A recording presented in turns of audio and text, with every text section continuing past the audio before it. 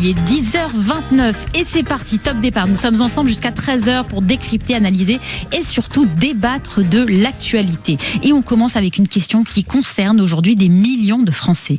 Le modèle social français protège-t-il trop les chômeurs ou pas assez ? C'est un nouveau signal d'alerte pour l'emploi en France. Et les derniers chiffres viennent de tomber. Le taux de chômage atteint 8,3% de la population active au deuxième trimestre, en hausse de 0,2 points. Derrière ce chiffre, ce sont des millions de Français concernés. Des personnes qui cherchent du travail, des salariés confrontés à des licenciements, mais aussi des entreprises qui continuent de dire qu'elles peinent à recruter dans certains secteurs. Et avec cette hausse du chômage, un débat revient sur le devant de la scène.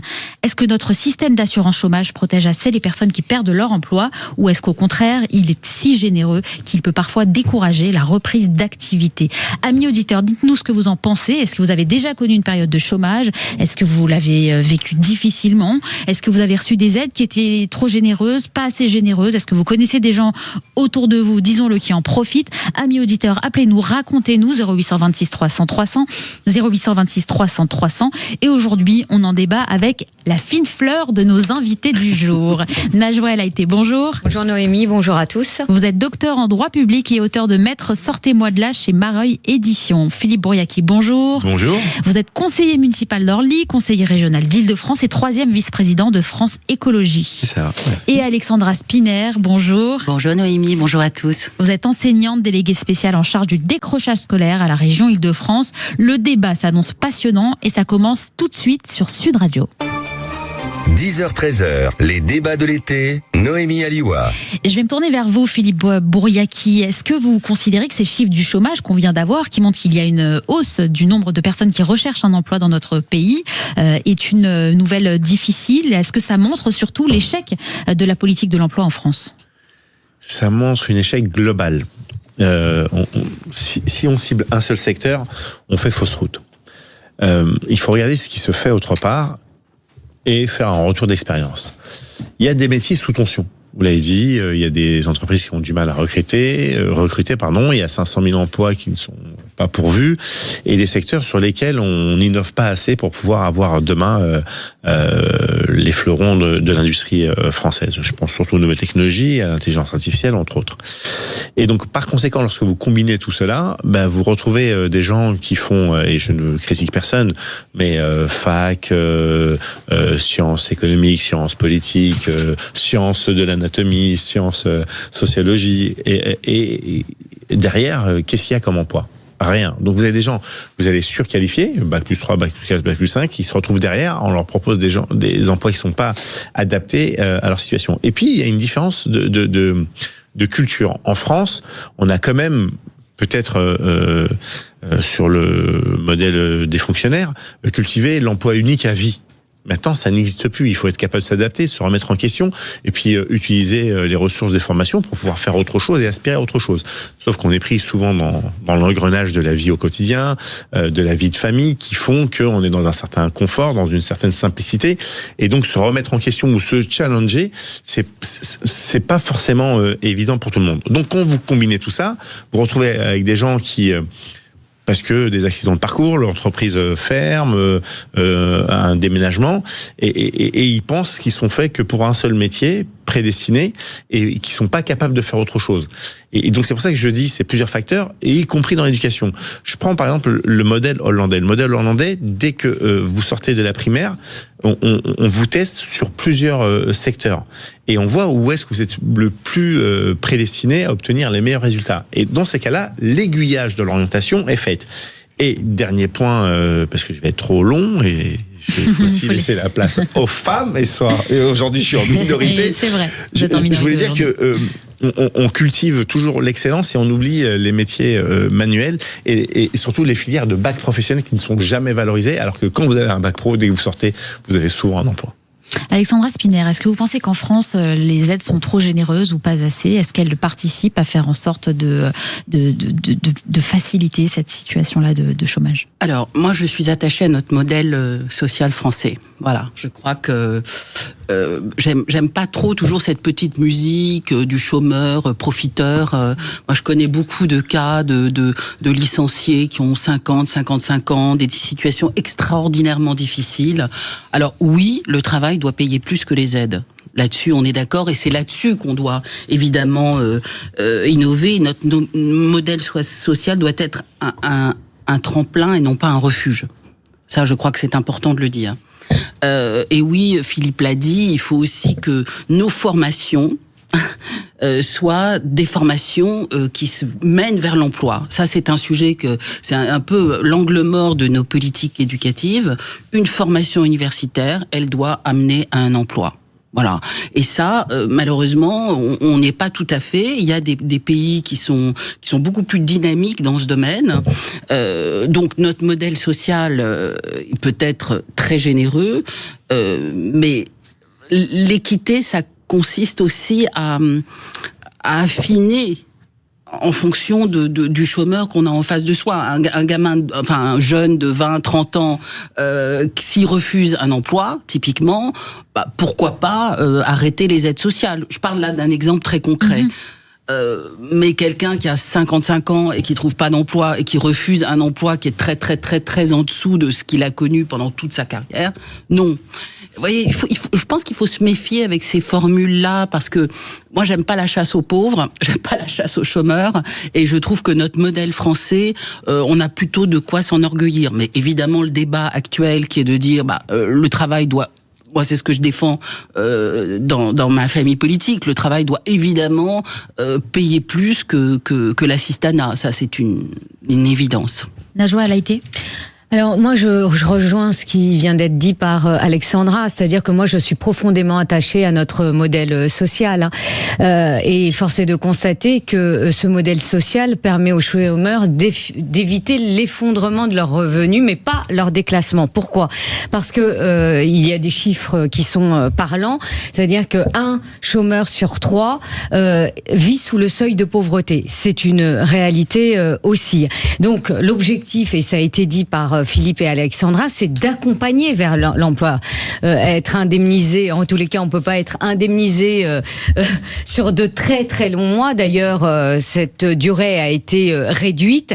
Il faut accompagner, il faut former. On parlait de la formation. La formation est importante pour qu'il y ait une adéquation entre l'offre qui se trouve sur le marché et la demande.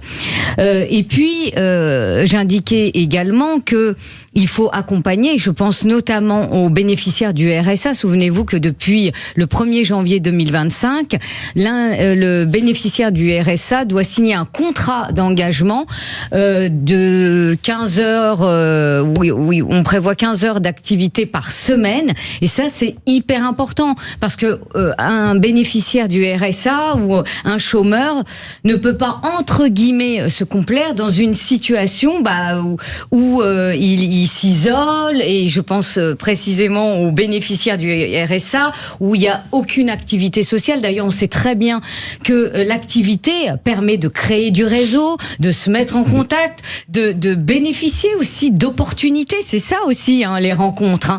Donc, moi, je trouve que le fait de faire signer aux bénéficiaires du RSA un contrat d'engagement, c'est très important. Ouais. Et souvenez-vous, il y avait un vrai débat. Il y avait les pour, il y avait les contre. Moi, j'étais du côté des pour, parce que ça permet en effet de renouer avec le chemin de l'emploi. Exactement. Et c'est ça, et de rester dans une vie sociale. Donc notre modèle social, il doit être solidaire, mais également soutenable aussi financièrement parlant. Un modèle social solidaire et soutenable. Philippe Bouriaki, comment expliquer qu'il y ait autant de chômeurs alors que certaines entreprises disent manquer de salariés ? Je l'ai dit tout à l'heure, et puis il y a aussi certaines situations où il faut vraiment quasiment prendre le cas par cas. Moi, je pense, souvent, malheureusement, c'est le cas, et j'ai été élevé par une mère toute seule avant qu'elle rencontre un homme extraordinaire qui nous a aimés comme ses enfants, et qui nous a surtout transmis le courage. Il y a des gens, par rapport aux contraintes des horaires des enfants, qui sont, on leur propose des jobs ou un travail où ça leur coûterait plus de faire garder leurs enfants que de rester à la maison et de continuer à toucher des aides. Donc là, il faudrait qu'il y ait une compensation. Votre salaire est inférieur, mais les aides viennent compléter. Et donc, au lieu de vous donner 1 500 € d'aide en parlant des APL, la CAF, etc., on vous en donne plus que 300, puisque vous avez un salaire et surtout une situation qui vous permet de pouvoir concilier la vie de famille surtout quand vous êtes toute seule. Ça, c'est un premier point. Et donc, ça appelle aussi à la solidarité collective de la commune, des voisins, chose qui disparaît de plus en plus, malheureusement. Mais aussi, il y a des gens qui ne sont plus aptes à faire certains travaux parce que la santé, l'âge, tu l'as dit tout à l'heure, Alexandra, c'est vrai, quelqu'un qui a 55 ans et qui toute sa vie a cassé du bitume, si vous lui proposez encore de continuer juste avant d'aller à l'acquis, vous l'envoyez plutôt vers le cimetière. Et il faut aussi inciter celles et ceux qui sont en bonne santé, qui sont capables d'eux. Ok, vous n'avez pas été formés pour ça, mais la société a besoin de vous. La société dans sa globalité a besoin de vous. Et donc c'est aussi un effort citoyen. Tu l'as dit à juste titre. Il y a une solidarité nationale qui s'exerce. Parce que vous avez beau cotiser en vérité pendant plusieurs années, mais ce que vous avez touché en indemnité chômage, vous n'aurez jamais cotisé autant. Donc ça s'appelle la solidarité nationale. Et on l'a vu ces derniers temps avec, par exemple, les feux de forêt, avec les littoraux qui sont saccagés lorsqu'il y a des marées noires. Il faudrait que cette armée de bras de gens qui ont la solidarité nationale acceptent de redonner de leur temps. Moi, effectivement, le débat a été houleux, avec surtout des gens de gauche et d'extrême gauche qui disaient oui, on va faire travailler les gens gratuitement. Non, on les paye déjà premièrement, donc c'est pas gratuitement. Surtout ceux qui sont au RSA, mais 2 heures par jour à faire traverser les enfants ou à ramasser par exemple les détritus en bas de chez eux. Ça éviterait que, par exemple, leurs enfants salissent aussi. Donc, il y a tout un débat à avoir, mais il faut le regarder de manière claire et Alexandra Spinaire, je voyais réagir. Oui, parce que je crois qu'en fait, il y a aussi un vrai problème sociologique. Je crois que le Covid a complètement changé la façon dont les Français, d'ailleurs dans le monde, je crois que c'est un phénomène assez généralisé, et finalement, alors nous on parle de la France, mais les Français ont, grâce au Covid, en quelque sorte, pu bénéficier et profiter d'un mode de vie très différent, où on profite de sa famille, où on a plus de temps. Il y a aussi toute l'émergence de toute cette jeune génération qui veut profiter de la vie, qui veut avoir plus de temps, qui veut pas être complètement gangréné par son job. Donc ça, je pense que c'est un sujet. Mais c'est vrai que, par exemple, quand vous parlez à des directeurs d'hôtels de luxe à Paris, c'est quand même une ville touristique par excellence. Le monde entier veut venir à Paris. Vous parlez à des directeurs d'hôtels, ils disent, est-ce que on leur demande, est-ce que vous êtes complètement occupé? Ils vous disent, non. Mais c'est pas parce qu'on manque de touristes, c'est parce qu'on manque de personnel. Donc c'est ça le sujet en fait. C'est que il y a un vrai sujet, un manque sur des métiers qui sont quand même très chronophages, qui sont épuisants physiquement. On voit qu'il y a moins de il y a moins de demandes, voilà. Et donc ça c'est un vrai sujet. Donc pourquoi pas aussi peut-être orienter des gens qui sont en recherche d'emploi depuis très longtemps vers ce type de travail, parce que c'est vrai que c'est un sujet. Quand des grands fleurons de l'hôtellerie française se retrouvent à tourner à 50% alors que ils ont les touristes pour tourner à 70, 80, 90%, c'est quand même complètement lunaire. Oui, moi je pense aussi qu'il faut renouer avec la valeur travail. Il faut que aller travailler ce soit valorisé financièrement, socialement, et c'est vrai que cette valeur travail, je trouve qu'elle est malmenée ces derniers temps. Et puis le niveau des salaires. Oui, mais le Covid a changé. Oui, ça c'est vrai. Le Covid a changé les mentalités parce que on veut pas faire n'importe quel travail non plus. C'est pour ça qu'on a besoin aussi d'une immigration économique étrangère pour effectuer des... Faut-il... Ça c'est très, très polémique. On revient tout de suite dans un instant sur cette idée. Faut-il faire appel à une main-d'œuvre étrangère pour combler les difficultés de recrutement dans certains emplois? Voilà, on poursuit ce débat dans un instant sur Sud Radio, sur la hausse du chômage en France. On vous pose cette question. La France est-elle trop généreuse avec les chômeurs ou pas assez? Faut-il renforcer les obligations pour accélérer le retour à l'emploi? Appelez-nous 0826 300 300, 0826 300 300. On en parle tout de suite sur Sud Radio. Sud Radio. Sud Radio. Sud Radio. Parlons vrai.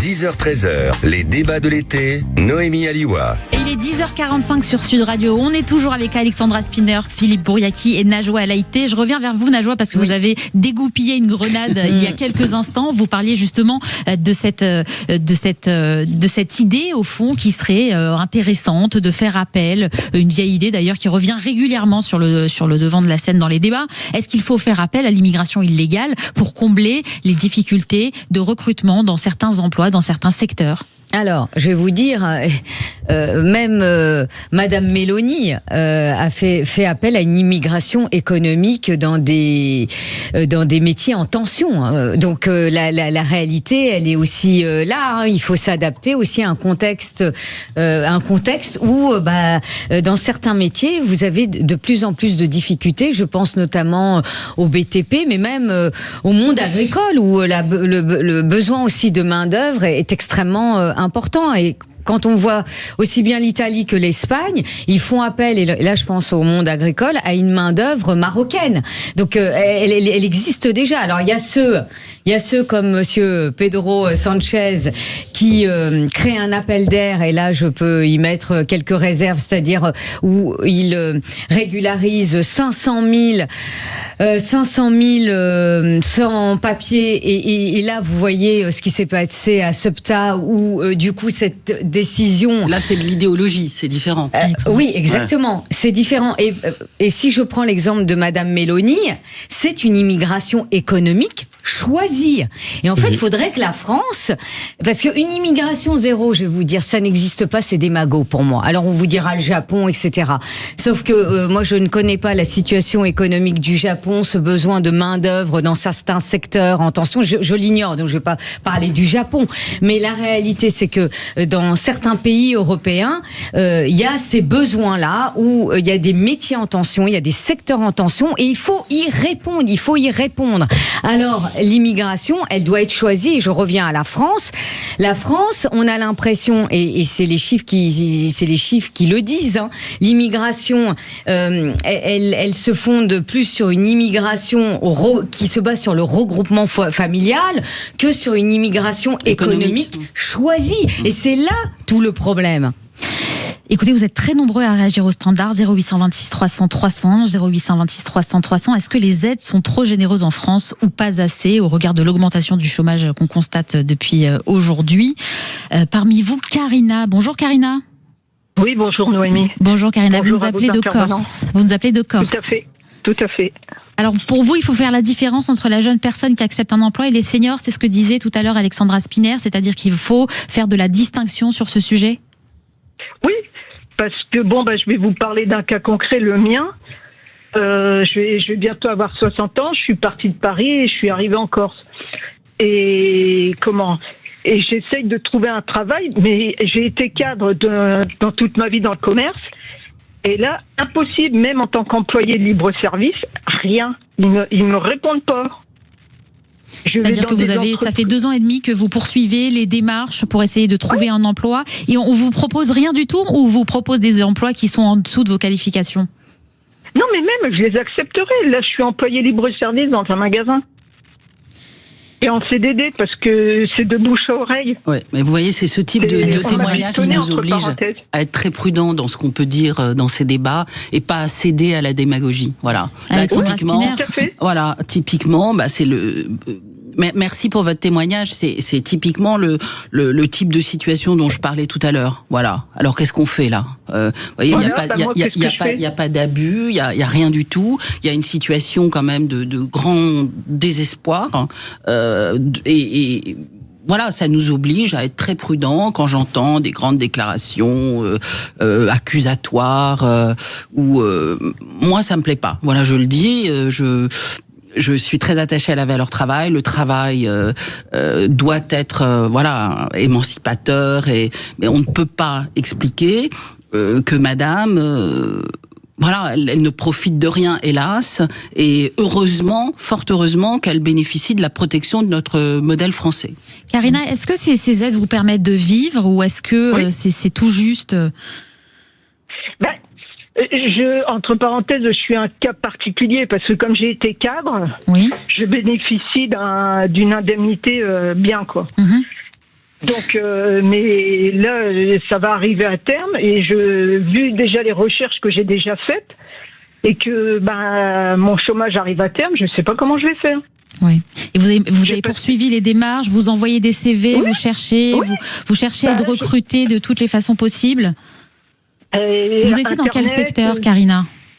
Je prendrais n'importe quoi. J'ai fait de l'intérim, mais 1 journée par semaine, on me donne.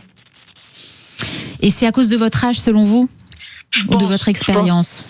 Oui, parce qu'il y a dans un magasin, on m'a dit, on m'a pas dit spécialement vous êtes vieille, mais on m'a dit oui, je veux refaire une équipe dynamique, et il a dit mot jeune, qui puisse rester pendant quelques années. Mais je lui dis mais moi j'ai envie de prendre ma retraite. Vous avez quel âge, Karina ? Je vais avoir 60 ans au mois de septembre. Oui, vous êtes un peu jeune pour prendre la retraite. Et puis à 60 ans, on est encore très dynamique. Hein. Philippe Mouyati, vous entendez ce témoignage de Karina. Merci Karina, c'est très intéressant de vous écouter, parce que c'est vrai qu'il y a un vrai problème aussi pour le recrutement des seniors. C'est un vrai problème dans notre pays qui grossit aussi les chiffres du chômage, alors même que ce sont des personnes qui aimeraient pouvoir travailler, mais qui retrouvent régulièrement, à chaque fois qu'elles déposent un CV ou qu'elles essaient d'être recrutées quelque part, elles trouvent des portes fermées. On va pas du tout se le cacher, on va se le dire entre nous clairement. Vous voyez bien, lorsqu'il y a des entreprises qui organisent des plans de départ volontaires, en général, ils vont d'abord voir les seniors en disant on va vous donner 75%, puis dans 3 ans, vous allez toucher votre retraite, etc. Alors que on devrait plutôt proposer autrement dans ce cas-là. Leur proposer peut-être d'alléger leur temps de travail, parce que moi, je suis un pratiquant d'arts martiaux, et je le dis souvent, ce n'est pas la force, c'est la technique. Et la répétition emmène les automatismes. C'est-à-dire que l'expérience permet à des seniors d'aller bien plus vite et de faire les choses avec efficacité, plutôt que lorsque vous avez des jeunes loups qui pensent être plus vieux que leur grand-père et qui partent comme des fous furieux. Ok, ils ont plein d'énergie, mais ils font plein de bourdes, et donc ça fait ralentir tout le monde, la production, et des fois même pourrait couler une entreprise avec des décisions très énervées. Et on voit par exemple l'affaire Jérôme Caraviel, ça n'est jamais arrivé à un cadre senior sur les placements dits toxiques. Et c'est là où les entreprises devraient faire plus attention, en se disant ok, on va le faire travailler à mi-temps, mais son expérience va permettre de former une nouvelle vague, une nouvelle génération, et combiner les deux. L'expérience, la sagesse et la vision globale d'un senior avec l'énergie et le dynamisme d'un junior. C'est cette fusion des deux qui peut donner une synergie importante. Et puis, c'est pour ça que je vous disais tout à l'heure au cas par cas. Karina, elle le dit. Bon, elle a fait le choix d'aller en Corse. Alors moi, j'invite celles et ceux qui veulent quand même se délocaliser ou immigrer vers d'autres. Elle habite en Corse. Non, mais elle n'habitait pas en Corse. Je crois que ça fait 2 ans et demi qu'elle est en Corse. Mais non, mais sûrement pour diverses raisons. Et son choix, il faut le respecter. Mais en amont, lorsque vous décidez de changer de région, de la mobilité évidemment. Bien sûr. Non, mais en amont, il faut quand même vérifier que le secteur est dynamique ou pas, et surtout dans la branche dans laquelle vous êtes, parce que du coup, vous pouvez vous retrouver confronté. Moi, je sais que j'ai des amis corses et qui me disent à CV égal, je vais d'abord privilégier quelqu'un qui est d'ici, parce qu'il y a déjà pas beaucoup de boulot, et si on donne pas du boulot aux gens qui sont... Non, mais vraiment, on est dans le localisme. C'est la France. Oui. Évidemment, mais pareil, si vous êtes dans le Var, essayez de travailler dans une mairie dans le Var, vous allez voir, ils vont d'abord recruter les locaux. C'est du localisme, c'est pas du nationalisme en tout cas, à l'extrême. La réalité, voilà, le bilan de Monsieur Macron quand même, c'est que les déficits publics sont au top niveau. Le Mozart de la finance. Voilà, le Mozart de la finance. Le Beethoven de la dette. Voilà, à Séville. Le chômage grimpe à plus de 8,5% en France. Les derniers chiffres, 8,3%. Voilà. On a 62 000 chômeurs en plus. On a presque près de 3 millions de personnes au chômage. Voilà le bilan de Monsieur Macron. Et surtout, plus de, à peu près 21-22% de chômage chez les jeunes. Ce qui est quand même tragique. Voilà le bilan de Monsieur Macron. Alors, vous êtes très nombreux à réagir au standard 0826 300 300, 0826 300 300. On parle des aides, on parle du chômage, on parle des décisions politiques, on parle de ceux qui aimeraient pouvoir trouver du travail mais qui n'y arrivent pas. Et parmi tous ceux qui nous appellent, Patrice. Bonjour Patrice. Oui, allô, bonjour. Bonjour Patrice, vous nous appelez de Toulouse, c'est ça ? Tout à fait. Alors racontez-nous votre situation. Vous vouliez aussi faire un témoignage ce matin sur notre sujet. Oui, parce que je rejoins la personne qui a appelé juste avant, ce qui m'a incité à appeler de suite. J'ai 55 ans, je suis au RSA, pas à peine d'avoir voulu travailler, et pourtant, voilà, on est casé dans un placard où il n'y a pas d'activité pour nous.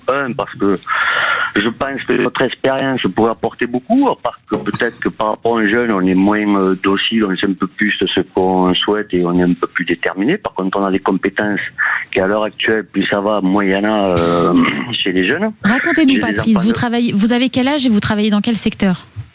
Alors moi, je travaillais dans le secteur de la maintenance, l'électromécanique. J'étais manager, j'ai eu des responsabilités. Et après, ça m'a pas empêché de partir dans la fonction publique, donc juste employé de mairie. Et quand on vient du privé et qu'on rentre dans le secteur public, c'est un autre monde.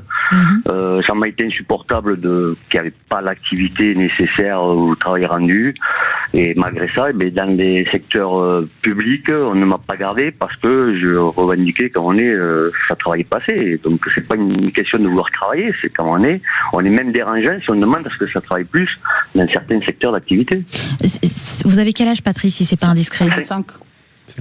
Oui, 55, donc vous êtes encore très jeune. Très loin. Vous êtes très loin de la retraite. Tout à fait, je me considère très jeune, mais ça fait depuis 5-10 ans que déjà je commence à être dans un secteur où on considère qu'on est déjà... Et déjà à votre âge, vous êtes donc discriminé pour votre âge dans le milieu du travail. Alexandra Spinner. Oui, j'ai une question si vous m'autorisez. Oui, est-ce que vous avez bénéficié de formations ? Est-ce qu'on vous a proposé des formations pour éventuellement vous réorienter ou... Alors oui, je vais lui répondre. Alors quand moi je suis revenu en métropole en 2018-2019, j'ai demandé à faire une formation pour être formateur par rapport à mon expérience. D'accord. Où c'est que j'avais été clair sur mes demandes à Pôle emploi. Pour mettre on vous envoie dans un truc où c'est que vous n'êtes pas satisfait de la formation, on vous envoie. Et après quand j'ai fini ma formation, on m'a dit non, vous pouvez pas exercer tout seul, vous êtes obligé de passer par un organisme et être employé en fait. Alors, pas ça, vous voulez pouvoir, moi, après créer une structure et être directement formateur avec mon projet et une voie de formation. On comprend très bien, Patrice. Merci beaucoup pour votre témoignage. C'était très intéressant de vous entendre ce matin. Sans doute que beaucoup d'auditeurs se retrouvent dans votre témoignage, dans votre parcours, et on vous souhaite et on leur souhaite aussi beaucoup de courage. Restez avec nous sur Sud Radio. Dans un instant, on poursuit un autre débat, cette fois sur la DZ Mafia et la lutte contre le narcotrafic. Face à des réseaux criminels de plus en plus puissants, faut-il les traiter comme des organisations terroristes ? On en parle tout de suite sur Sud Radio. 10h-13h, les débats de l'été, Noémie Aliwa. Et il est 11h03 sur Sud Radio, on est toujours avec Alexandra Spinner, Philippe Bouriakin, Marjoël Haïté, et on continue sur cet autre débat, ce débat sur la criminalité en France, sur la DZ Mafia. Faut-il faire en sorte peut-être de requalifier la façon dont on traite la criminalité aujourd'hui au regard de ces nouvelles criminalités et de plus en plus violentes, de plus en plus dangereuses, qui sont de plus en plus criminels. Faut-il les requalifier de terroristes ? Je vais peut-être commencer par poser la question à la juriste que vous êtes, Marjoël Haïté. Pensez-vous qu'il faut revoir nos qualifications de ces nouvelles formes de criminalité ? Je vais vous dire, la question, elle se pose. Et en effet, la DZ Mafia n'est pas une organisation, n'est pas considérée juridiquement comme une organisation terroriste. Mais il faut regarder la réalité en face. Quand vous avez une organisation criminels qui contrôlent des territoires, qui menacent des élus locaux, qui mènent une certaine terreur sur les territoires, qui recrutent des tueurs mineurs, eh bien là on peut se poser la question en effet, et parce que ça devient une menace pour l'ordre public.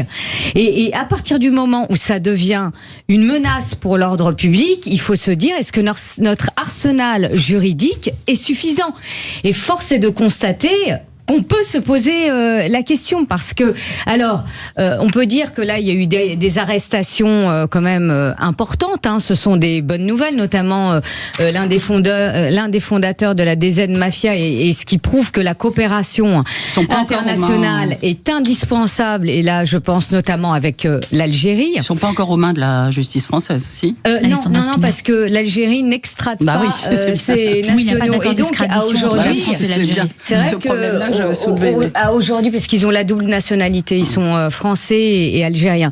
Donc à aujourd'hui, on ne sait pas. Monsieur, celui qui a été arrêté, le nom m'échappe, mais il a la double nationalité. Il est franco-algérien. Absolument. D'ailleurs, il s'est réfugié en Algérie et c'est là, tout à fait. D'ailleurs, qu'il a. Oui, il a été arrêté. Il a été arrêté. Absolument. Donc son nom va me revenir, mais on le surnomme la TIC. Oui. Exactement. Mais alors, je reviens sur mes... Mehdi Laribi. Exactement. Je reviens sur mes propos. C'est que actuellement, on peut dire que c'est un succès, c'est une bonne nouvelle, mais à aujourd'hui, on ne sait pas s'ils sont en détention provisoire, on ne sait pas s'ils sont sous contrôle judiciaire, et donc il faut vraiment que cette coopération entre l'Algérie et la France fonctionne, que nos deux systèmes judiciaires soient en capacité de vérifier que ce monsieur ne puisse plus exercer une influence de l'Algérie sur l'organisation du narcotrafic en France. Philippe Brouillacqui, est-ce que vous pensez que notre arsenal législatif n'est pas suffisant pour lutter contre ces nouvelles formes de criminalité, et notamment la question de la DZ Mafia, donc du narcotrafic plus précisément? Alors, il doit être renforcé. Il doit être renforcé, et surtout des pouvoirs élargis d'investigation. Mais Najwa l'a très bien dit, et moi je voudrais vraiment féliciter et remercier Monsieur Laurent Nunez, ainsi que Gérald Darmanin, parce qu'on l'oublie souvent. Lors de leur déplacement en Algérie, ils ont fait des grandes avancées, alors que c'était très très tendu diplomatiquement entre la France et l'Algérie. Quelles avancées concrètement? Sur les avancées, sur les échanges, la coopération, le renseignement et l'intervention. Mais concrètement, parce que ce sont des intentions. Là, ça vient d'être démontré. D'accord. Vous avez un individu qui est de nationalité franco-algérienne, mais en Algérie, pour eux, il est algérien. Il a commis des méfaits en France, mais l'Algérie l'arrête quand même. Donc ça, je crois que c'est une avancée notoire, parce que il y a aucun pays au monde qui vous arrête dans votre pays pour des actes que vous avez faits autre part. Si. Enfin, non, mais là sur ce coup-là, aucun pays avec lequel vous êtes entre guillemets en froid, parce que c'était très compliqué. Il y a Jean-Noël Barrot qui avait fait une première amorce. On voit l'excellent travail que fait l'ambassadeur de France en Algérie. Et je remercie les parlementaires comme Hakim Elouli, Sabrina Sebaï pour les interventions qu'ils font. Et qui continue à faire, parce que je rappelle que nous avons un ressortissant français qui est en prison en Algérie, et que nous souhaitons, et moi j'appelle les autorités algériennes et surtout le président Abdelmadjid Tebboune à la grâce présidentielle. On espérait évidemment le jour de la fête nationale le 5 juillet que ceci puisse arriver, mais nous sommes nombreux à œuvrer dans l'ombre. Moi, je crois que les gens le savent, je suis franco-algérien, et donc moi j'aime mes deux patries, mais je me réjouis en tout cas de la collaboration qui avance à grands pas, du réchauffement qu'il existe de manière assez diplomatique. Et c'est ce que j'avais dit à certains qui dès que vous dites le mot Algérie, ils deviennent un petit peu hystériques. Les Algériens sont trop fiers. C'est comme ça, voilà. Mais si vous les prenez billes en tête et face à face, vous allez obtenir rien, mais vraiment rien. Et au contraire, voire même ça va être contre-productif. Mais lorsque, et à juste titre, des fois, il faut aussi taper du poing sur la table. Lorsque l'Algérie refuse de prendre les OQTF, c'est pas normal. Et moi, je suis le premier à dire, et à dire à mes amis, y compris parlementaires en Algérie, oh, ça c'est pas normal, c'est pas acceptable. Il faut que vous puissiez l'entendre. Donc, les choses avancent à bon pas. Nous espérons qu'il y ait une extradition, mais il faut qu'il y ait encore des discussions, et c'est possible, c'est arrivé dans certains cas, mais une chose est claire, c'est que quand vous êtes en prison en Algérie, le contact à l'extérieur, c'est fini. C'est-à-dire que ce qu'il pouvait faire ici, en France, dans les prisons françaises, il ne pourra pas le faire en Algérie. Donc, tous celles et tous ceux qui pensent qu'en s'enfuyant là-bas, d'ailleurs, préfèrent être incarcérés en France plutôt qu'en Algérie, parce que les conditions ne sont pas du tout les mêmes. Alexandra Spinner, vous aviez l'air de vouloir réagir à ce que disait Philippe Brouillacqui. Non, alors, sur ce que disait Philippe, je suis quand même en désaccord, et je dirais pourquoi. Mais sur la DZ Mafia, évidemment que ça menace l'État, que ça gangrène l'État. Vous avez la corruption des douanes, vous avez les fonctionnaires d'autorité de basse catégorie qui sont soumis à une double pression, les menaces et puis l'attrait de l'argent. Vous avez les menaces sur les élus locaux, parce que le type, le mafieux local qui tient la cité, il est capable aussi de vendre la paix sociale, donc d'acheter les élections. Il peut influer sur l'emplacement des caméras de surveillance, il peut influer sur les horaires des rondes de la police municipale. Enfin, ça va très très loin. Et quand on a reproché à Bruno Retailleau de parler de mexicanisation de la société française, on y est quand même un peu. Il faut quand même, il faut pas se voiler la face. Donc, est-ce que l'arsenal juridique est suffisant ? Vous avez quand même eu la création du PNACO, qui est l'équivalent du parquet national antiterroriste. C'est donc un parquet qui est spécialement dédié au crime organisé. Donc c'est plutôt pas mal. Et moi je vous invite vraiment à lire l'excellent rapport sénatorial qui est présidé par un socialiste, Jérôme Durin, qui est président de Bourgogne, et par Étienne Blanc, qui est un sénateur LR, avec des vraies préconisations. C'est vraiment très intéressant. Il faut lire ce rapport. C'est un rapport de très grande qualité. Maintenant, sur ce que disait Philippe, moi, je trouve que Monsieur Barrot et tous ses camarades, pour l'instant, n'ont rien obtenu. C'est comme d'habitude en Macronie, des grandes déclarations, c'est incantatoire. Concrètement, il ne se passe rien. Moi, je rappelle que le journaliste Christophe Glaise n'ont rien obtenu. Alors, Christophe Glaise, il est je rappelle juste le journaliste Christophe Glaise dans les prisons. Attendez, moi, je ne parle que de Christophe Glaise, parce que c'est quand même un ressortissant. Terminé, Alexandra, et ensuite je vais réagir. Je veux dire, Christophe Glaise est quand même un ressortissant français qui est détenu en Algérie. Pour l'instant, il ne se passe rien. Voilà. Donc maintenant, j'attends. Moi, ça avance. Non, mais ça avance. Ça veut rien dire. Oui, mais regardez, Boualem Sansal. Enfin, à un moment, faut qu'on positive aussi. Boualem Sansal, il y a eu une mobilisation. Tout le monde ne parle pas, s'il vous plaît. Non, je vais bien intervenir. Boualem Sansal, c'est l'Allemagne. Vous répondrez juste après. après. Qui a joué un rôle central. Boualem Sansal, il n'a pas été libéré par le gouvernement. Il faut maintenant arrêter de dire n'importe quoi. libéré par une grâce présidentielle. C'est que c'est la solidarité entre les pays qui marche. Et je suis désolée. Moi, on connaît l'Algérie. Enfin bon, vous avez tout dit, Philippe, mais à un moment, si on veut lutter efficacement contre le trafic de drogue, c'est pas une lutte franco-française. Faut arrêter mais moi, j'ai pas dit ça. Voilà. Non, mais je trouve ça très bien, la coopération européenne. C'est une coopération. Mais je veux bien terminer. C'est une coopération quand même internationale qui doit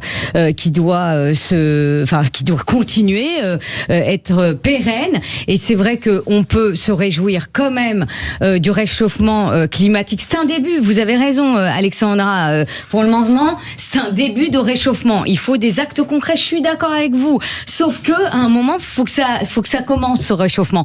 Et en l'espèce, eh bien, ça démarre. Cette coopération judiciaire où le ministre Darmanin s'est rendu en Algérie, eh bien, a une réponse. Et cette réponse, certes, on peut dire que c'est une bonne nouvelle. Faut pas crier naturellement victoire tout de suite, parce que comme je l'indiquais, on ne sait pas. Alors ils les ont arrêtés, mais on ne sait pas s'ils sont emprisonnés, s'il est au bord. Voilà. Si, on sait qu'il est libre sous contrôle judiciaire. Ça, je n'avais pas cette information. Quand même, je me suis pas avancée. Je sais pas. Voilà, je disais, je sais pas s'il est sous contrôle judiciaire ou en détention provisoire, mais il faut qu'il y ait une suite à la procédure. Voilà, il faut qu'il y ait une suite à la procédure. Et quand je dis il faut qu'il y ait une suite à la procédure, il faut que ce monsieur il parle. Il faut qu'il parle des chefs de réseau, parce qu'il y en a d'autres. Il n'y a pas que lui.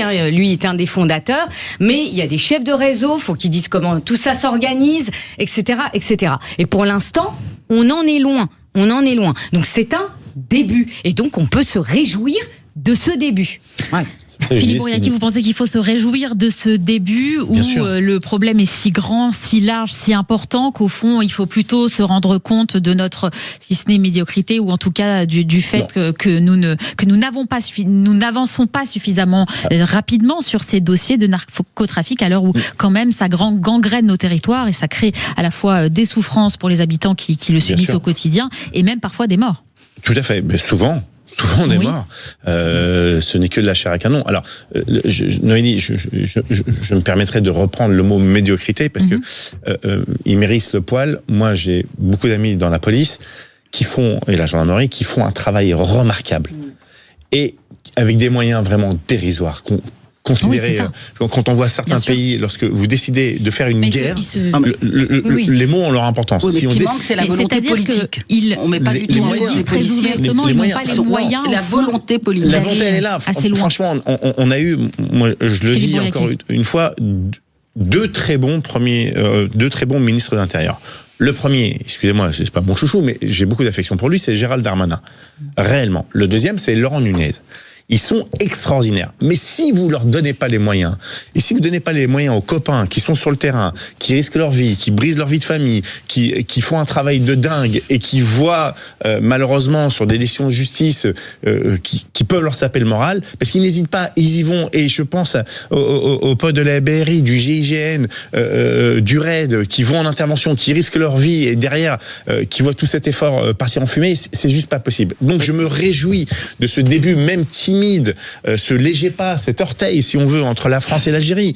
Cet orteil entre la France et l'Algérie, je pense qu'il faut noter cette phrase qui restera dans les annales. On dit c'est timide, certes, c'est timide, mais je vous assure que nous sommes nombreux, et j'ai oublié le sénateur Ahmed Laouedj, qui fait un travail aussi remarquable. Nous sommes nombreux, et j'aimerais, en tout cas, dire à celles et ceux qui sont dans le négatif tout le temps, qui ont des griefs, dès que vous dites le mot Algérie, ils deviennent complètement fous comme des gremlins. Laissez-nous quelques mois. Dans quelques mois, nous arriverons à faire sortir notre compatriote de la prison algérienne. Et nous avons tous un mot et une pensée pour Christophe Glaise, toutes les solutions qui pourront permettre de le faire sortir de cette incarcération injuste de la part du régime algérien sera une bonne nouvelle pour la France. On se rejoint tout de suite. Il y a le portrait de Christophe et tous les jours nous pensons à lui et nous œuvrons, je vous le dis, de manière féroce pour qu'il soit libéré le plus rapidement possible et qu'il retrouve sa famille. Voilà, rapidement la libération pour Christophe Glaise. Au moins nous sommes tous d'accord là-dessus, quand bien même nous avons bien un certain nombre de désaccords. Et c'est le jeu, c'est le but, c'est une émission de débat. On se retrouve tout de suite sur Sud Radio. On reviendra sur un tout autre sujet. Faut-il imposer de nouvelles restrictions d'eau aux Français dans cette période de sécheresse? Amis auditeurs, appelez-nous 0826 300 300, 0826 300 300. Est-ce que vous pensez qu'il faut imposer de nouvelles restrictions, que ça va être une nécessité dans la situation dans laquelle nous sommes? À tout de suite sur Sud Radio. Les débats de l'été, Noémie Aliwa. Il est 11h20 sur Sud Radio, nous sommes de retour. Merci d'être avec nous et le débat continue avec nos 3 débatteurs chevronnés, Alexandra Spinner, Philippe Bouriaki, Najwa El Haïty. Et cette fois, on se pose la question de savoir s'il faudrait imposer de nouvelles restrictions d'eau aux Français dans cette période de sécheresse. Et on commence par cette question qui concerne directement le quotidien des Français, puisque cet été encore, plusieurs territoires français ont été confrontés à un manque d'eau avec des niveaux de nappes phréatiques préoccupants et des restrictions mises en place dans certaines communes. Arrosage des jardins, remplissage des piscines, lavage de voitures, usage agricole. Les préfets peuvent limiter certains usages lorsque la ressource devient trop faible. Mais avec la répétition des épisodes de sécheresse et des vagues de chaleur, le débat revient. Faut-il aller plus loin et imposer des règles plus strictes à tous les Français? Amis auditeurs, racontez-nous, est-ce que vous avez déjà été concernés par des restrictions d'eau dans votre commune? Est-ce que vous avez changé vos habitudes à cause de la sécheresse? Par exemple, vous avez cessé d'arroser votre jardin, de remplir votre piscine. Est-ce que l'eau doit devenir une priorité nationale? Amis auditeurs, appelez-nous 0826 300 300, 0826 300 300. Je vais me tourner vers vous, Philippe Bouriaki. Vous voyez bien les épisodes de sécheresse. On parle des méga-feux, des incendies qui touchent un certain nombre de territoires, de départements cet été ici en France. Est-ce qu'on doit considérer aujourd'hui l'eau comme une ressource en danger en France? Complètement. Et à 2 titres. Alors là, c'est le 3e vice-président de France Écologie qui vous parle. Le premier, c'est quand il n'y en a pas, on voit bien qu'on peut plus cultiver. Et là, en Bretagne, il y a des restrictions, y compris pour aller acheter de l'eau. Vous avez le droit à 2 packs par personne. Et en période de pluie et d'hiver, où il y a des crues incroyables avec des inondations de dingue. Et c'est ça le paradoxe. Voyez-vous, il y a des hommes et des femmes qui ont construit, il y a quelques milliers d'années, des édifices qui continuent encore à perdurer. Et pourtant, ils n'avaient pas les moyens technologiques qu'on avait. Les Romains, lorsqu'ils arrivaient qui créaient une nouvelle cité, la première chose qu'ils faisaient, ils créaient ces fameuses citernes, ces grandes bassines en dessous des bâtiments pour récolter l'eau, la stocker. Et nous, on n'est pas capable d'avoir, je parle pas des méga bassines parce que là je vais me faire traiter d'écolo-traître par mes amis d'Europe Écologie Les Verts. Je suis en train de dire que il faut qu'on arrive à avoir des canaux pendant les périodes de crue pour pouvoir envoyer vers les villes des bassins de stockage. On voit que à la mairie de Paris, dans le 13e arrondissement, ils ont justement prévu un édifice à ce sujet. Et il faut qu'on arrive à le faire, mais sur tout le long des cours d'eau, pour que en hiver, on puisse éviter des inondations au maximum et en tout cas stocker de l'eau. Et puis lorsqu'il arrive ces fameuses périodes, avoir des pipelines qui renvoient vers les régions les plus sinistrées de l'eau. Enfin, mais encore une fois, c'est une décision politique, de moyens et de volonté. Mais c'est des projets à 10 ans. Le seul problème que nous avons, moi c'est un ami marocain une fois qui m'a dit ça, il m'a dit votre problème c'est que vous avez des visions à 5 ans, voire même 4 ans, puisque la 5e année est des élections présidentielles. Nous on a des visions à vie, puisque après notre roi, et on aura notre roi, ainsi de suite. Donc on peut se planifier. Les Chinois, lorsqu'ils se projettent à 200 ans. Ça c'est sûr, mais bon, la démocratie c'est bien aussi, hein. Affirmatif.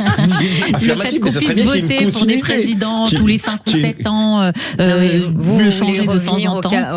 Non, mais on parle en fait des avantages quelque part des États autoritaires qui, oui, sur le coup, peuvent anticiper sur de très long terme des projets, et c'est vrai que c'est parfois plus intéressant au suite pour pouvoir le Maroc anticiper. Est une démocratie. Oui, c'est ce que j'allais dire. C'est une monarchie constitutionnelle. Oui, dans ce cas-là, le roi ne décide pas de tout, mais il décide quand même d'un certain nombre de choses. Alexandra Spinner, parce qu'on parle de volonté politique, on parle de décision politique, mais il y a aussi la volonté populaire, c'est-à-dire les Français eux-mêmes. Est-ce que, selon vous, ils sont suffisamment sensibilisés à la nécessité d'économiser de l'eau? Alors, je pense que d'abord, il faut rappeler quand même que l'eau n'est pas une variable d'ajustement. C'est un bien commun. Et je pense que ça, il faut aussi le dire et le répéter aux Français. C'est quand même important.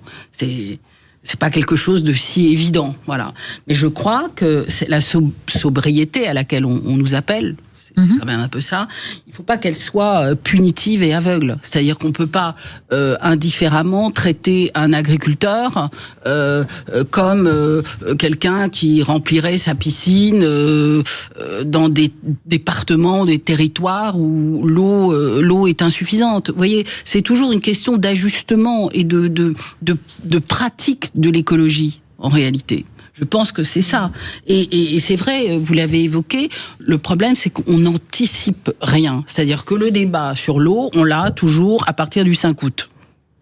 Ça devrait être un sujet qui nous mobilise collectivement toute l'année, en réalité. C'est ça le sujet.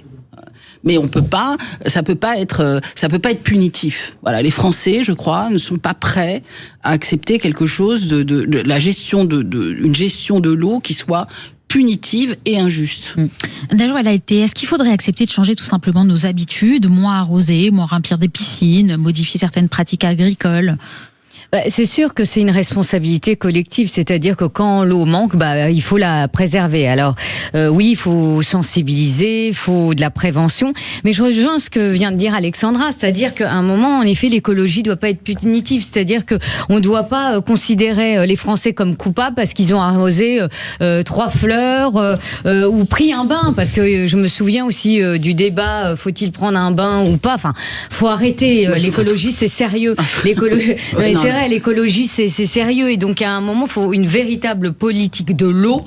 On a un haut commissariat, faut peut-être aussi qui travaille aussi sur cette question-là, qui se projette aussi. Et puis je vais vous dire, on parlait des réserves d'eau, des bassines, etc. Moi, il y a une décision de justice qui m'a hérissé le poil, c'était en Charente-Maritime, décision de justice administrative où 4 réserves d'eau ont été détruites, ont été détruites. Et ces 4 réserves d'eau, eh bien, c'est des réserves qui existaient depuis plus de 10 ans. Il y a eu 5,6 millions d'euros d'argent public pour la création de ces 4 réserves d'eau. Et cette justice administrative, alors il ne s'agit pas de pointer du doigt la justice administrative. Si, faites-vous aussi, plaisir. Mais en tous les cas, Alexandra cette justice administrative a décidé de la destruction de ces 4 réserves d'eau, alors que le contexte en plus, c'était qu'on était en pleine sécheresse. Et là où il y a une véritable responsabilité de l'État, comment l'État a pu laisser, alors les écologistes, je suis d'accord avec vous, leur idéologie, ça commence à bien faire, hein, cette idéologie en effet punitive. Mais la responsabilité de l'État aussi, c'est comment ils ont pu accepter de la construction de 4 réserves d'eau de manière illégale, puisque les juges ont appliqué ce qu'on appelle le droit de l'environnement. Et c'est là où vous vous dites, on marche sur la tête, parce que gaspillage en eau et gaspillage d'argent public.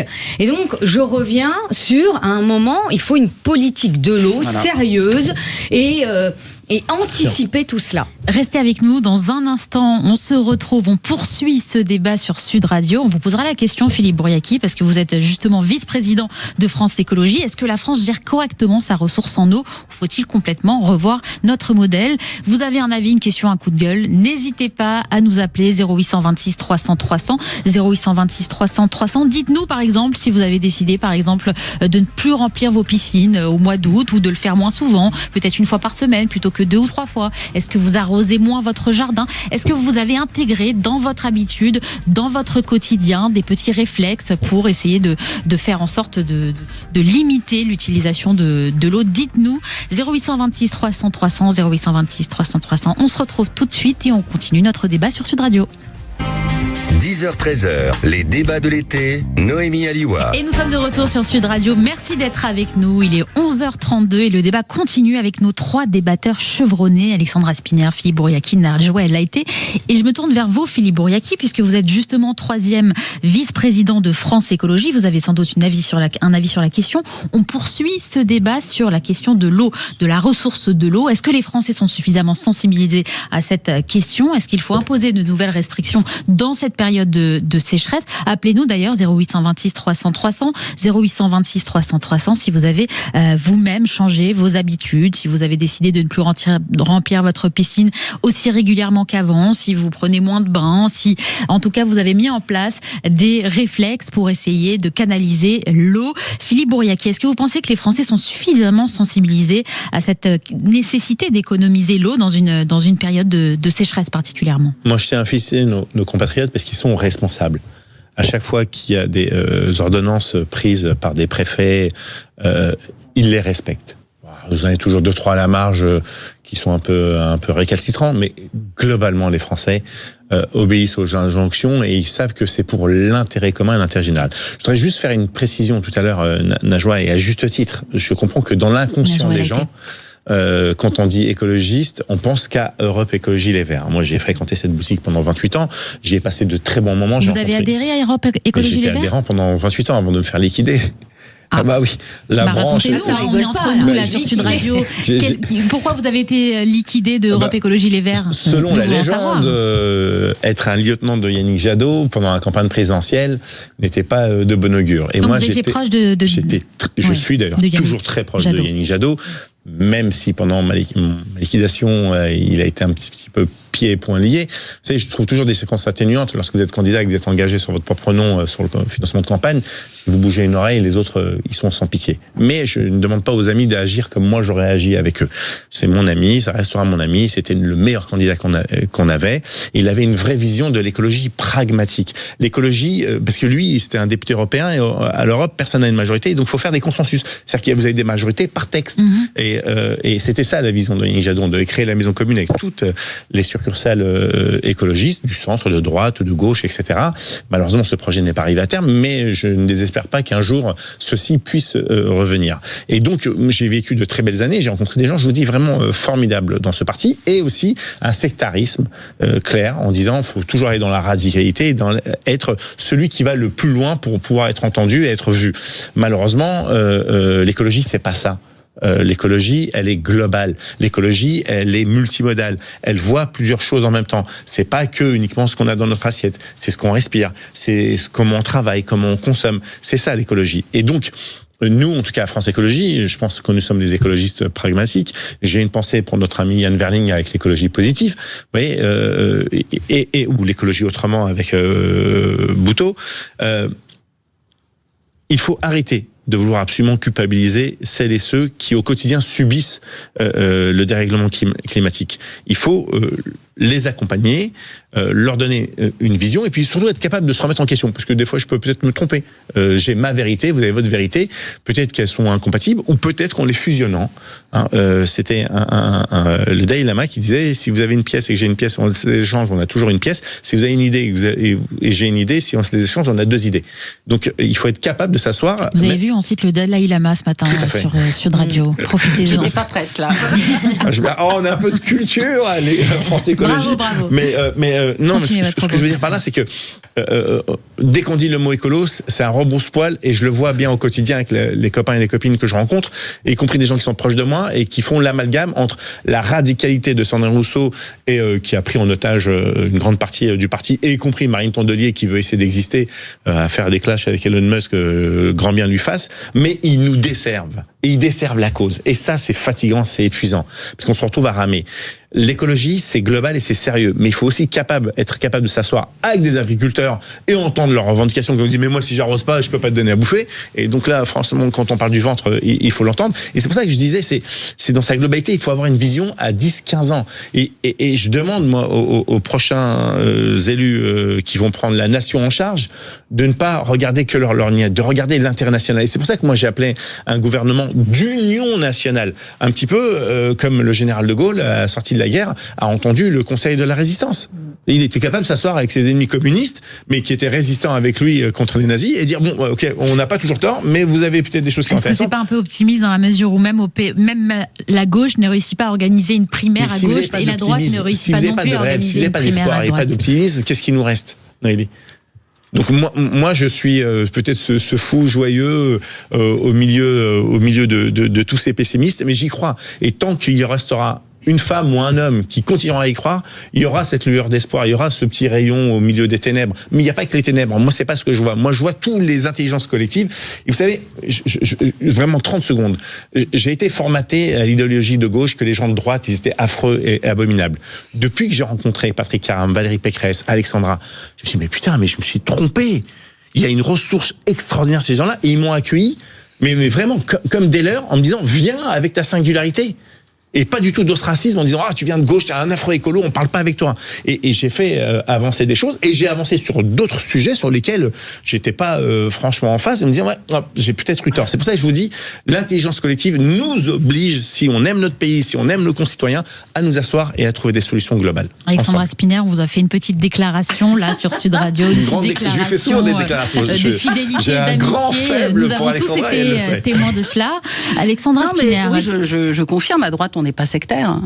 Oui. Non, mais c'est ça que tu as dit en réalité. Est-ce que la droite prend suffisamment conscience de la question écologique? Alors écoutez, nous, avec Philippe, on est bien placés pour dire que oui, puisque Valérie Pécresse, en tant que présidente de région Île-de-France... Et vous travaillez à la région Île-de-France, oui, vous pouvez absolument. Je suis déléguée spéciale en charge de la lutte contre le décrochage scolaire auprès de Valérie Pécresse, et c'est pour moi la première écologiste de droite en réalité, parce que au cas par cas, dans sa pratique et dans sa gestion de notre belle région, eh bien, elle a une pratique écologique. Alors pour revenir à ce que tu disais sur la gestion de l'eau et la pratique de la politique de l'eau, on est tous d'accord sur un point. En fait, il faut passer de la restriction à l'anticipation. C'est ça qui nous manque en France, en réalité. Parce qu'une politique de l'eau, elle peut pas consister à attendre la sécheresse pour nous demander de fermer les robinets. C'est ça le sujet. Il faut investir dans les réseaux, il faut réduire les fuites, il faut développer la réutilisation des eaux usées quand c'est pertinent.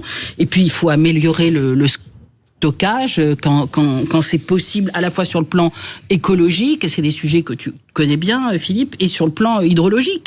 Donc voilà, et il faut mieux anticiper les épisodes de sécheresse, et surtout, et ça pour moi c'est un point essentiel, il faut faire de l'équité la condition de l'acceptabilité des restrictions. Sinon, rien ne sera possible en matière écologique. Najwa El Haïty ?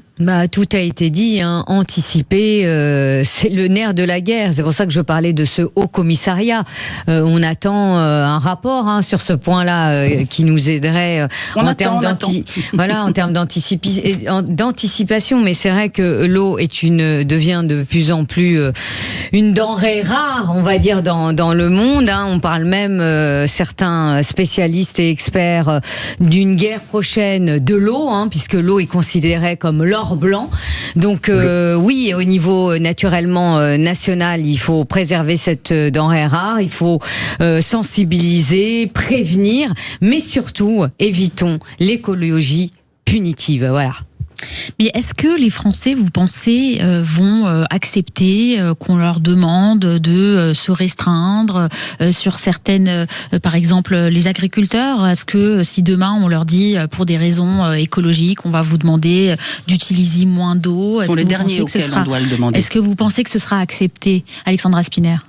Non mais les agriculteurs, je veux dire, ils cumulent quand même tous les problèmes de notre société. Je crois qu'il faut leur foutre la paix maintenant.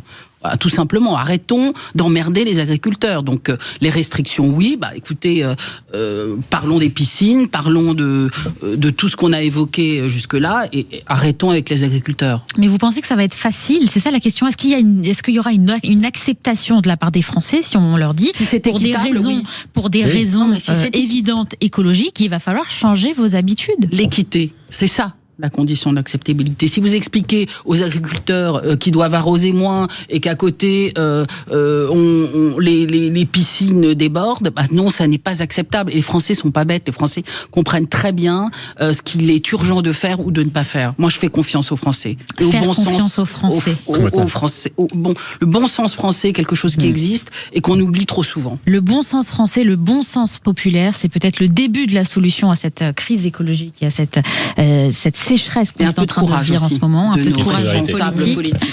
Merci beaucoup à tous les trois. On revient dans un petit instant pour vos coups de gueule, vos coups de cœur. Si vous en avez d'ailleurs, amis auditeurs, n'hésitez pas, appelez-nous 0826 300 300, 0826 300 300. On vous écoutera, on vous lira sur les réseaux sociaux aussi. Vous pouvez nous écrire sur le site internet sudradio.fr, sur X, TikTok, Facebook. Écrivez-nous, on vous lit à l'antenne, on vous répond. À tout de suite sur Sud Radio. Sud Radio, 10h-13h, les débats de l'été, Noémie Aliwa. Et il est 11h44 sur Sud Radio, c'est le moment tant attendu, des coups de gueule et des coups de cœur de nos chroniqueurs Najwa El Haïty, Philippe Bouriaki, Alexandra Spinner. Et aujourd'hui, les coups de cœur sont en majorité. On va commencer par eux. Philippe Bouriaki, quel est votre coup de cœur? Pour Rima Hassan. On savait que vous aviez un petit faible. Mais pour là, Rima. un très grand faible. Alexandra, je suis désolé de trahir comme ça. Ça y est. Voilà. Rima Hassan, qui et ses amis LFI au quotidien, la police tue, la police assassine, a eu une mésaventure. D'ailleurs, moi, je tiens sincèrement à lui présenter tout mon soutien. Elle s'est baladée à faire une randonnée dans un pays étranger, visiblement. Et au bout de chemin, il y avait une très belle cascade. Et au milieu de cette cascade, visiblement, il y avait un type qui était tout nu et qui se paluchait. Il s'est dirigé vers elle, on lui demande de venir, et donc elle a eu très peur de se faire agresser. Et à juste titre, même mon ennemi, je ne lui souhaite pas ça. Donc elle a eu un bon réflexe, moi c'est ce que j'apprends à mes élèves en self-défense, c'est de se sauver, crier et appeler. Et c'est ce qu'elle a fait. Et qui elle a appelé? Nos anges gardiens, nos policiers, nos gendarmes. Et donc les policiers sont intervenus, ont interpellé l'individu, j'espère qu'il sera lourdement condamné.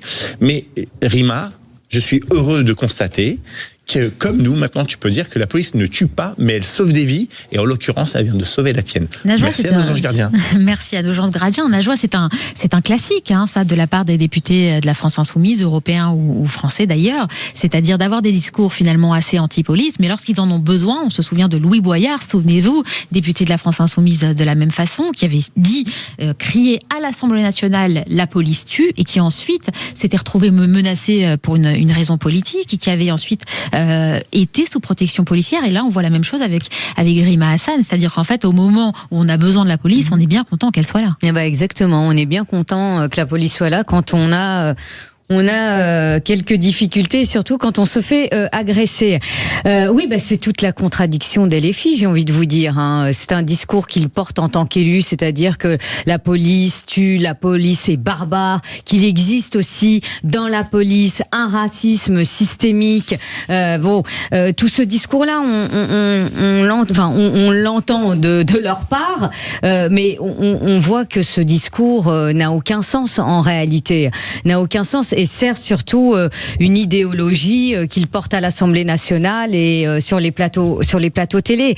Après, ce que je voulais dire également, c'est que cette idéologie, elle se décline aussi au niveau des municipalités. C'est-à-dire que quand ils sont à la tête de communes, et je pense notamment au maire de Saint-Denis, il faut désarmer la police, il faut la police municipale, il faut la désarmer, il faut ci, il faut ça. Donc ce discours-là a suscité à Saint-Denis un certain nombre de démissions de la police municipale. Et tout de suite, il a changé de discours, vous voyez, parce qu'on a besoin aussi de la police nationale, on a besoin aussi de la police municipale pour assurer aussi la sécurité dans nos rues. Donc vous voyez, c'est vraiment pour moi un discours totalement démago et qui se heurte à la réalité. Alexandra Spinner, si on se met dans la peau de cette gauche anti-police, on pourrait l'appeler comme ça, est-ce qu'on peut quand même malgré tout comprendre cette distinction entre le fait de pouvoir critiquer certaines dérives de l'institution policière et en même temps de considérer qu'elle est nécessaire et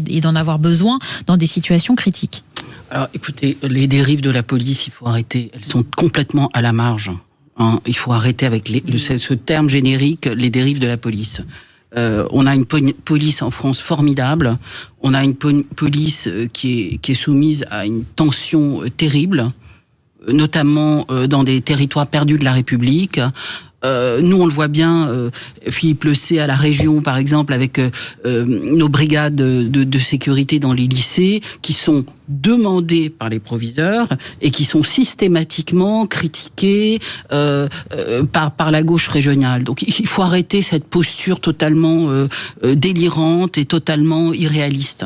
La police, elle protège. Moi, vous voyez, ce qui m'a beaucoup choqué, par exemple, c'est qu'on laisse le clan Traoré dans les tribunes de l'Assemblée nationale et qu'il n'y ait eu aucune sanction. C'est-à-dire, on laisse cette famille dont on sait dans quel domaine elle prospère, je vais dire ça de façon très... Poli, oui, et on laisse ces gens-là se pavoiser dans les tribunes de l'Assemblée nationale. Et ben moi, ça me choque autant que tous ces élus de gauche radicale qui nous expliquent que la police tue. La police en France ne tue pas.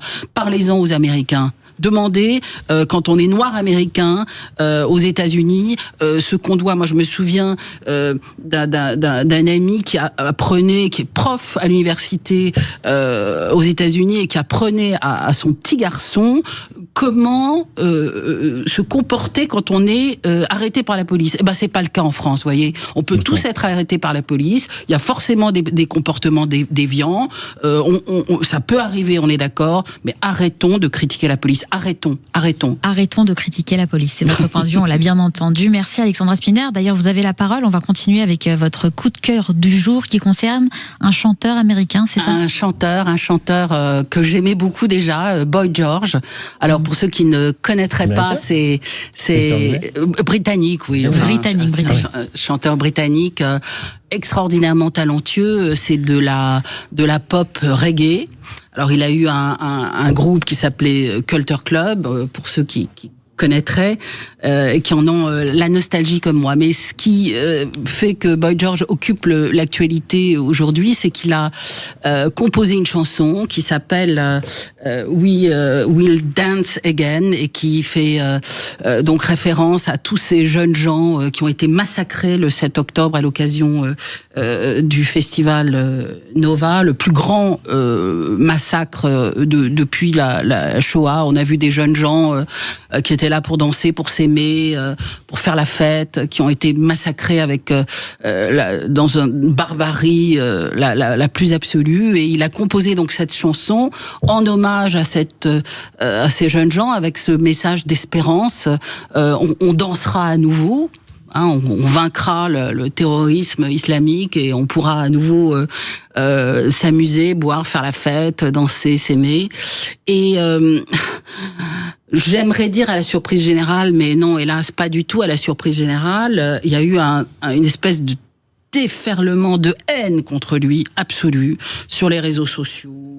Son producteur l'a lâché, sa chanson n'est pas diffusée sur les canaux de diffusion classiques, elle a complètement été boycottée. Donc voilà, je trouve que le courage doit être salué, parce que c'est un homme courageux qui met quand même sa carrière en jeu pour dire une simple chose, alors que vos auditeurs, Noémie, ne s'y trompent pas.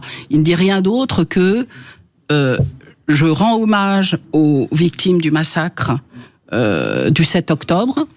Je leur dis mon amour, je dis mon abjection et mon dégoût de ce qui s'est passé à ce moment-là, et je dis qu'il n'y a pas eu de génocide et que on a le droit de se défendre quand on a subi une terreur pareille. Simplement.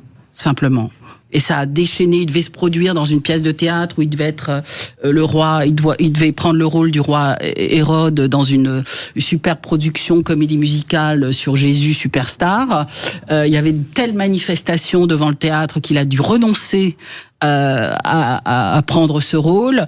Sa vie est devenue soudainement un véritable cauchemar.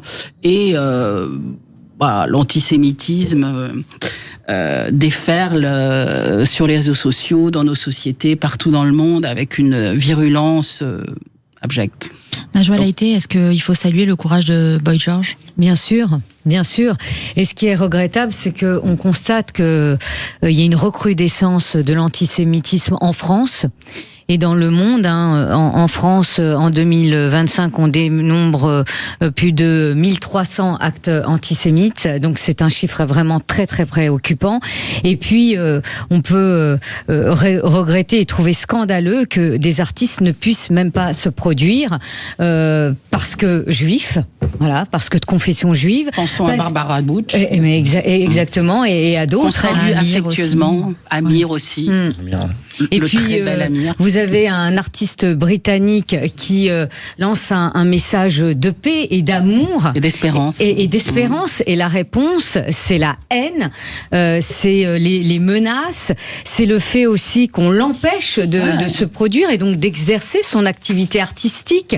Et donc, c'est vraiment symptomatique aussi d'un monde où la division est reine, où la provocation à la haine et à la discrimination sont reines également, et donc on a des raisons d'être inquiets. Mais moi, je garde aussi toujours espoir. On parlait tout à l'heure d'espoir. Il faut aussi, voilà, mettre en avant, comme l'a fait Alexandra aujourd'hui, ces artistes qui prennent la parole, qui osent aussi affronter, parce qu'on sait que c'est pas facile dans ce contexte-là de prôner des messages de paix, de lutte contre le racisme, l'antisémitisme. Eh bien, faut les saluer, il faut les soutenir, oui, faut les soutenir. Exactement. Et puis lutter contre toute forme de barbarie et de provocation à la haine et au racisme et à l'antisémitisme. Merci Najwa Laïté pour ce message de paix. Vous avez la parole, on en profite. Vous aviez un coup de gueule, c'est ça ? Ah oui, alors un vrai expliquez-nous. Coup de gueule. Alors mon coup de gueule concerne la proposition de Marine Tondelier qui est de suspendre X pendant les élections présidentielles pour éviter les ingérences étrangères. Notamment, elle met en cause l'algorithme de la plateforme. Alors, moi je trouve cette proposition mais extrêmement préoccupante sur le terrain des libertés publiques. Qu'on lutte contre les ingérences étrangères, j'ai envie de vous dire, c'est tout à fait évident. Mais une démocratie doit protéger la sincérité du scrutin, ça on le sait. Mais passer de la lutte contre les ingérences étrangères à couper ou à suspendre X pendant une campagne présidentielle, excusez-moi, c'est fort inquiétant. Fort inquiétant parce que, je le rappelle, X, ce sont des journalistes, des avocats, des hommes politiques et des millions de citoyens qui s'expriment sur cette plateforme. Et donc, c'est la liberté d'expression. Alors, je dis pas que tout est bon à prendre dans cette liberté d'expression, mais je rappelle également que la liberté d'expression a ses limites et que si vous avez une personne qui utilise la plateforme X et qui dépasse qui franchit cette liberté d'expression, c'est-à-dire en suscitant la haine, en tenant des propos discriminants ou racistes ou antisémites, vous pouvez saisir la justice. Enfin, je veux dire, il y a des réponses. Et puis, au-delà de ça, j'aimerais dire également qu'il existe un arsenal européen qui s'applique en France, c'est le Digital Service Act, qui impose des obligations renforcées aux très grandes plateformes et permet des enquêtes et des sanctions. Donc vous avez la justice et vous avez cet arsenal européen qui s'applique en France et qui existe. Donc pourquoi limiter la liberté d'expression, alors que si on viole cette liberté d'expression par rapport à, je le disais, à des provocations, à la haine, etc., eh bien les sanctions, elles existent. Pourquoi restreindre la liberté d'expression? C'est un sujet, c'est effectivement qui fait régulièrement l'actualité ces derniers jours et qui va sans doute revenir dans les semaines qui viennent. Merci beaucoup, merci Najo Elaïté, merci tous les trois, merci à nos débatteurs d'avoir été avec nous pour ce débat très intéressant. Alexandra Spinner, Philippe Brouillaki, Najo Elaïté, et dans un instant, c'est la France au bout du fil. C'est vous qui avez la parole, chers auditeurs. 0826 300 300, 0826 300 300. Appelez-nous, donnez-nous votre coup de gueule, votre coup de cœur. Nous vous écoutons. Vous pouvez aussi réagir sur les réseaux sociaux, sur notre site internet sudradio.fr. Nous parlerons notamment des chiffres du chômage et de l'état social. Faut-il modifier notre état social? Est-il trop généreux ou au contraire pas assez? À tout de suite sur Sud Radio. Merci.